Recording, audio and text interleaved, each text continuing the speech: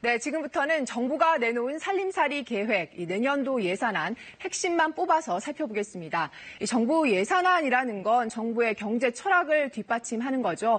그래서 이걸 보면은 정부가 지금 경제 상황을 어떻게 진단을 하고 있는지 또 앞으로 어떻게 끌고 갈 건지 알 수가 있습니다. 먼저 기억을 하실 건 정부가 내년에 나랏돈을 확 풀기로 했다는 겁니다. 이게 얼마나 되냐면요. 470조 5천억 원 정도 됩니다. 올해보다 10% 가까이 늘어나는 겁니다. 이유가 뭘까요? 답은 늘어난 예산을 어디에 가장 많이 쓰기로 했는지 보면 알 수가 있습니다. 가장 비중이 높은 게 복지 분야입니다. 162조 원이 넘는데 이게 전체의 34.5%나 됩니다. 이 중에서도요, 일자리 예산 늘어나는 게 눈에 띄는데요. 올해보다 22%나 늘려서 편성을 하기로 했습니다. 자, 이제 정부가 왜 이렇게 과감한 재정 정책을 펴기로 했는지 감이 좀 오시나요?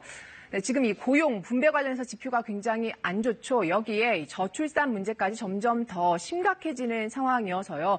우리 경제의 성장 잠재력 자체가 위태롭다는 판단이 깔려 있는 겁니다.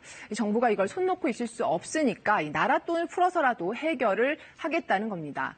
그럼 이제 좀 더 구체적으로 이 일자리 예산 어디에 쓰겠다는 건지도 보겠습니다. 5060 세대 퇴직자들 재취업 지원에 2,700억 원을 투입을 하기로 했고요. 청년 일자리 예산으로 4조 7천억 원을 잡아놨습니다. 공무원도 3만 6천 명 정도 더 뽑기로 했습니다.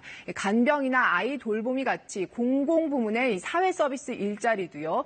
9만 4천 개 더 늘어납니다.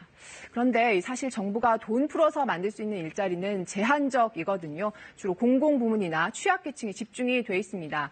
이 민간에서 생겨야 되는데 일자리가 이게 관건이 되겠죠. 자, 그럼 이제 이 마지막 질문으로 좀 넘어가 보죠. 정부가 이렇게 돈을 풀면은 이 재정 건전성에는 문제가 없을지 따져보겠습니다. 이 세금 들어오는 걸 좀 보면은요, 올해 상반기에만 예상보다 19조 원 넘게 더 거쳤습니다. 또 경제 덩치에 비해서 이 국가 채무 수준이 다른 선진국들 비해서는 양호한 편이거든요. 그래서 당장 타격은 없을 거라는 게 정부 판단입니다. 네, 그런데 정부가 앞으로 5년 동안에도 예산을 1년에 평균 이렇게 7.3%씩 늘리겠다고 했거든요. 사실 복지 예산 같은 건 한 번 늘리면 다시 줄이기가 힘들죠. 또 세수라는 게 경기 상황에도 많이 좌우되는 그런 부분이어서요. 장기적으로는 정부 예산보다 재정 건전성이 악화될 가능성도 배제할 수가 없습니다. 국회에서 꼼꼼히 따져봐야 할 부분이겠죠. 친절한 뉴스였습니다.